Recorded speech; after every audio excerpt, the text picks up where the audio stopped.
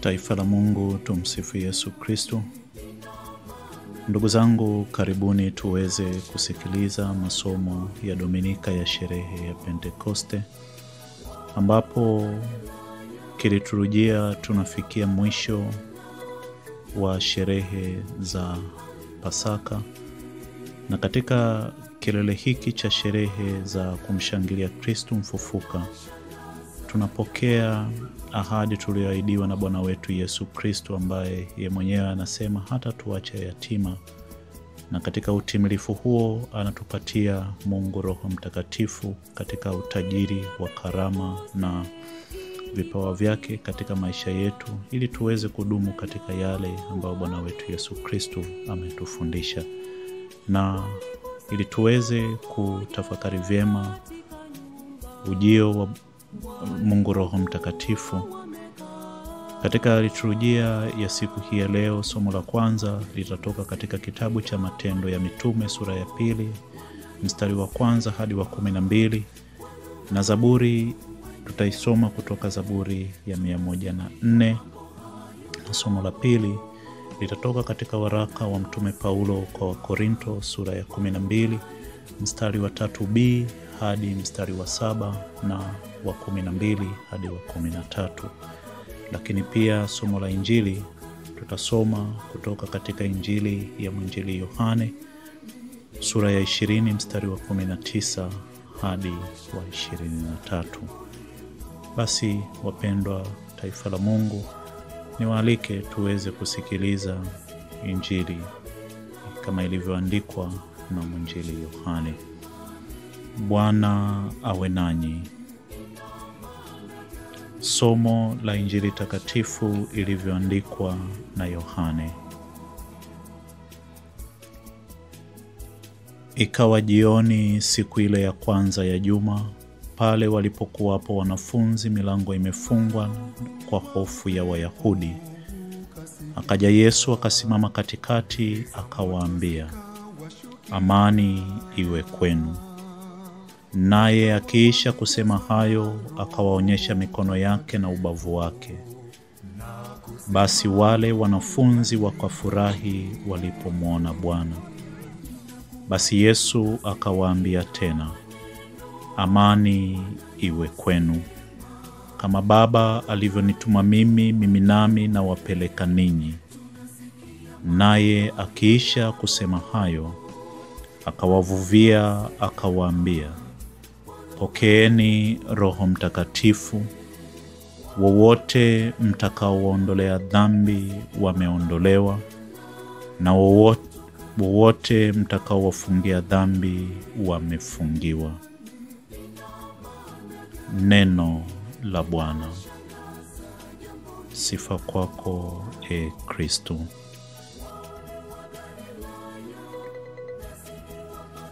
Pokeeni Roho Mtakatifu. Kwa jina la Baba na la Mwana na la Roho Mtakatifu. Amina.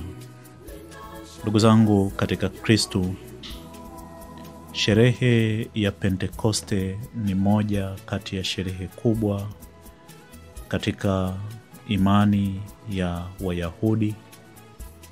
Sherehe hii ya Pentekoste ilikuwa ni sherehe ambayo kimsingi inamaanisha ni majuma 7 baada ya ufufuko wa Bwana wetu Yesu Kristo. Lakini zaidi ya yote, Wayahudi walisherehekea sherehe hii hasa kabisa wakiweza kuadhimisha siku 50 baada ya Pasaka ya Kiyahudi. Na siku hii iliadhimishwa katika heshima kubwa na kusherehekewa na Wayahudi wa asili ya Kiebrania, lakini zaidi ya yote wakitimiza amri ambayo wameamriwa katika kitabu cha Mambo ya Walawi sura ya 23 mstari wa 16 kwamba ni lazima waweze kuisherehekea sikukuu hii ya mavuno. Na katika sherehe hii Wayahudi waliweza kujitoa kwa hali na mali, walikuja katika kuadhimisha, kushuhudia yale ambayo waliamriwa na Mwenyezi Mungu. Katika sherehe hii ya leo, ndugu zangu katika Kristo, tukiwa tunapata zawadi, tukiwa tunapata utimilifu wa ahadi iliyoahidiwa na Bwana wetu Yesu Kristo kwamba ninaondoka lakini nitawaletea msaidizi, sitawaacha ninyi yatima. Roho Mtakatifu anakuja kuendeleza upendo wa kimungu. Katika upendo huo wa kimungu ambao katika somo la kwanza tunapata habari za mitume, jinsi walivyokuwa, mazingira yalivyokuwa wakiaishi baada ya Bwana wetu Yesu Kristo kupaa mbinguni. Ndipo wakiwa wamekaa pamoja, wakiwa katika moyo wa sala, lakini wakizungukwa na hofu. Mitume wamejifungia ndani, ndipo ukaja uvumi kama uvumi, upepo wa kasi ukaijaza nyumba yote, na ukawashukia ndimi za moto ambazo kila mmoja alipata talanta, wakaanza kunena kwa lugha nyingine kama Roho alivyo wajalia. Ndugu zangu katika Kristo, somo hili la kwanza la Matendo ya Mitume linatuweka katika ukweli wa mazingira yenye changamoto, mazingira yanayomdai mwanadamu kutoka kwenda kumshuhudia Mungu. Si kazi nyepesi katika wanadamu wetu kumshuhudia Mungu kama hatuna nguvu za Roho Mtakatifu. Huyo Roho Mtakatifu anakuja kutuletea ujasiri. Anatukuta tukiwa katika mazingira gani? Ni lazima ili tuweze kumpokea Mungu Roho Mtakatifu, tukubali kuacha ubinadamu wetu utulizwe. Tusiwe na mahangaiko tunapomngojea Mungu Roho Mtakatifu. Naona kuna aina mbalimbali za watu nafikiri Mungu Roho Mtakatifu utampata kwa kupiga kelele. Kwanza Mungu Roho Mtakatifu tunampokea kwa kukubali kutulizwa na Mungu. Na kitu cha kwanza cha kutulizwa ambacho somo la kwanza linatuletea mbele yetu, walikuwa pamoja. Katika kuwa pamoja walisali, katika kuwa pamoja walitafakari. Sala na tafakari ndio udongo mzuri wa kumpokea Mungu Roho Mtakatifu. Tunachoambiwa katika somo la Injili, Bwana wetu Yesu Kristo anawakuta mitume wamekaa siku ya Dominika, anawaletea mwaliko wa kupokea Roho Mtakatifu.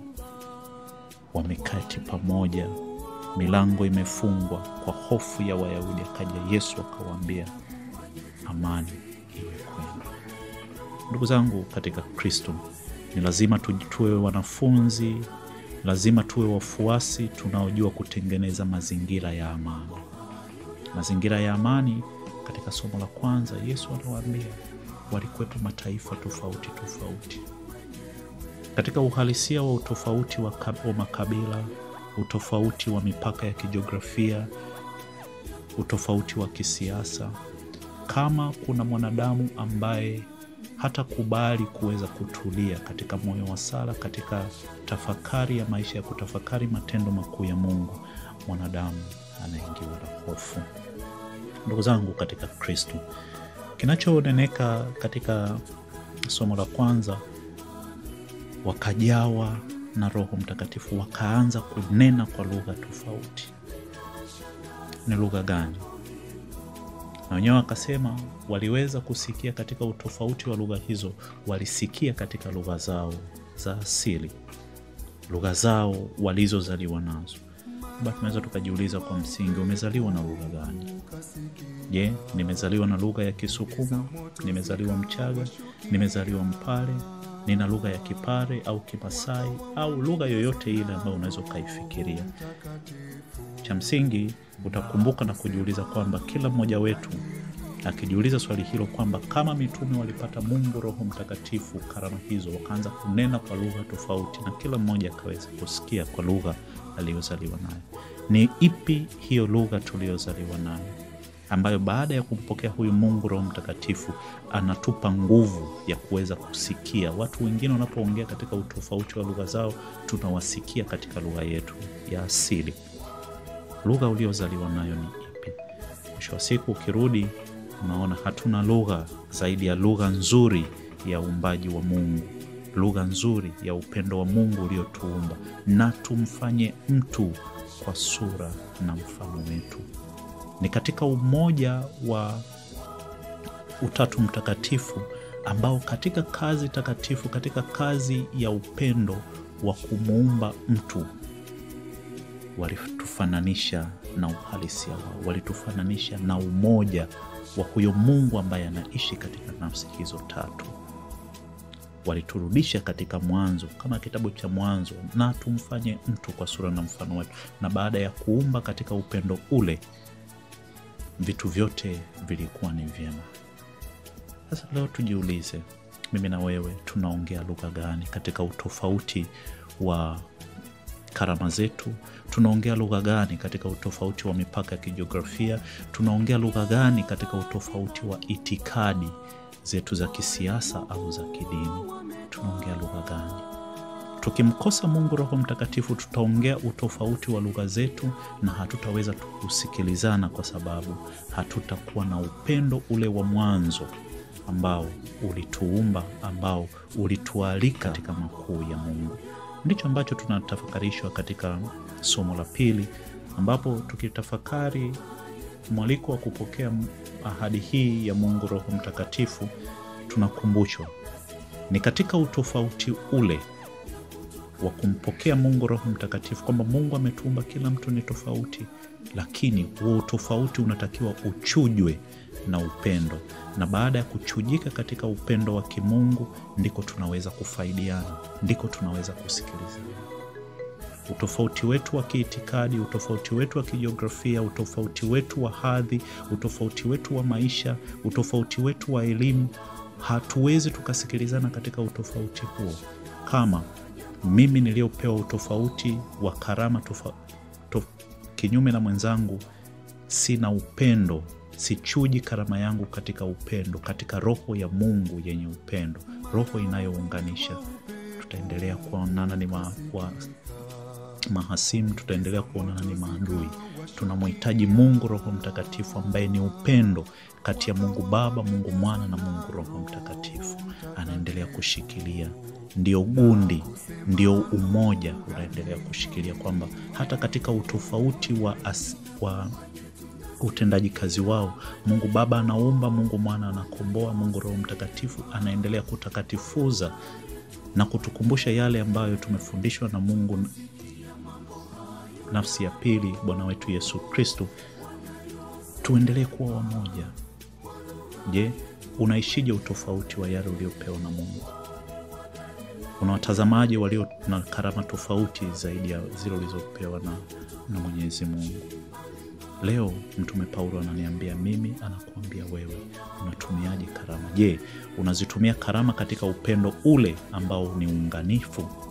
Yeye mwenyewe katika Injili ya Yohane, Bwana wetu Yesu Kristo akiwaaga mitume wake, aliwaombea, Baba, na waombea wawe na umoja kama sisi tulivyo. Ni kazi ya Mungu Roho Mtakatifu.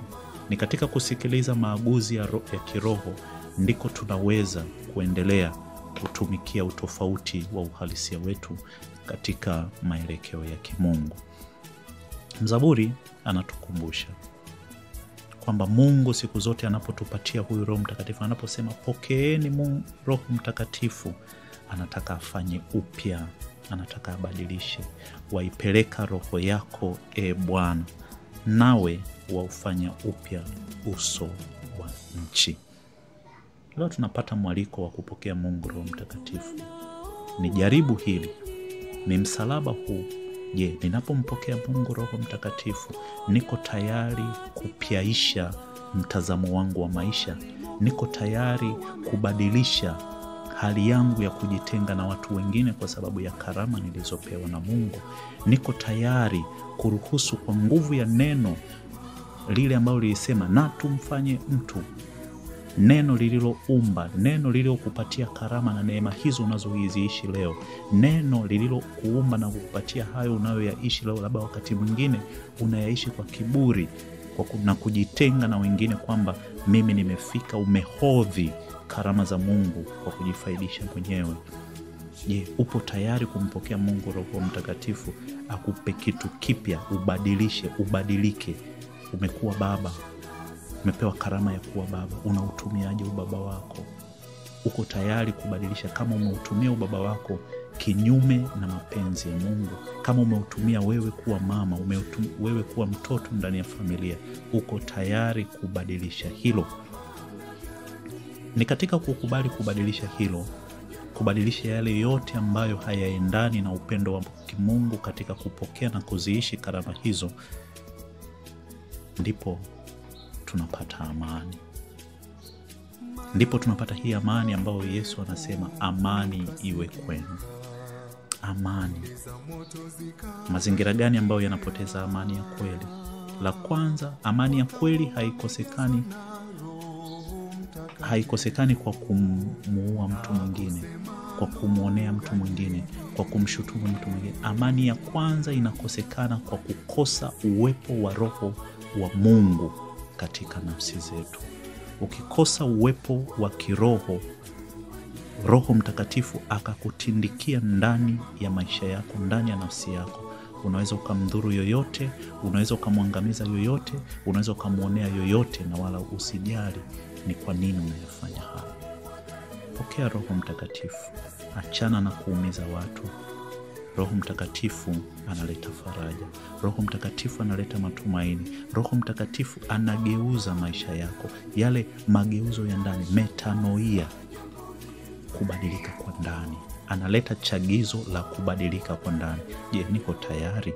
Labda umekuwa baba ambaye hauleti baraka katika familia yako, au mama au mtoto. Je, niko tayari ninapoambiwa pokea Roho Mtakatifu ili uweze kuwa na amani?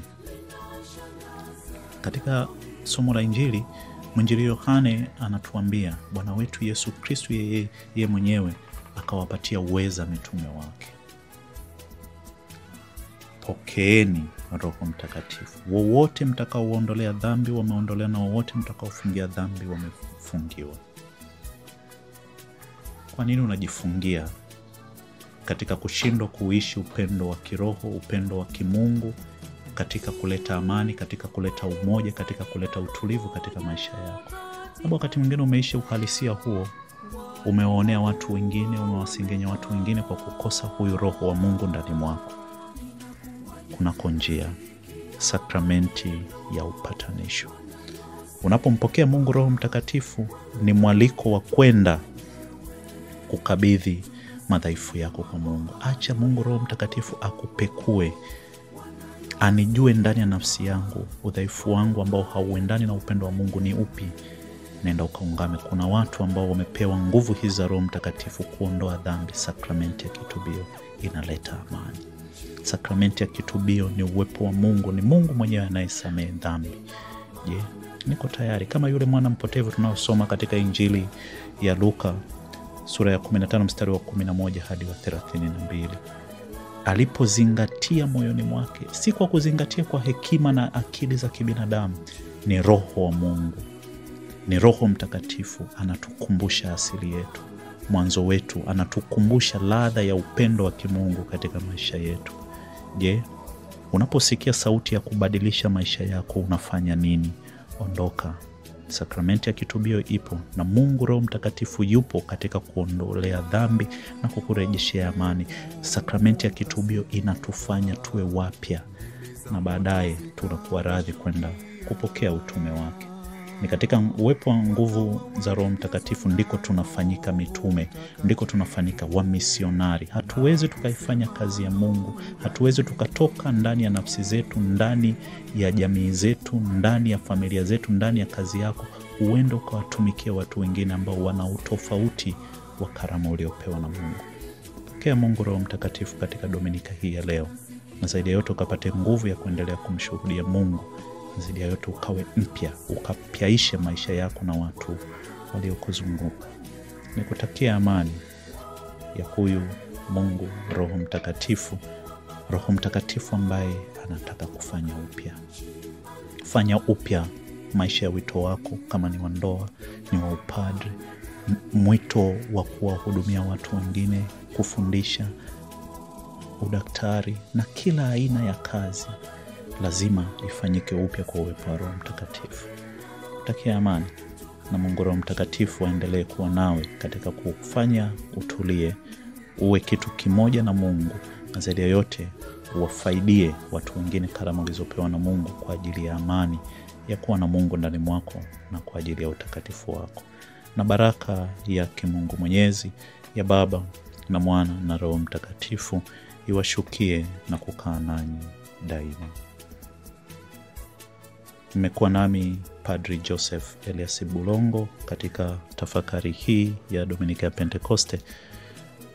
Niwatakie baraka za kimungu ili muweze kuyaishi yale yote ambayo tumepewa pasipo mastahili yetu, kwa nguvu za Roho Mtakatifu.